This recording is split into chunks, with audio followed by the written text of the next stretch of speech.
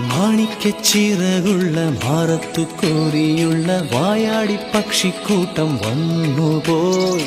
കാടൊന്നു കാണാനായി കൂടൊന്നു കൂട്ടാനായി ആകാശപ്പുഴനിധി കുതിച്ചുപോയി. കണ്ടു മലനിര ഓഹോ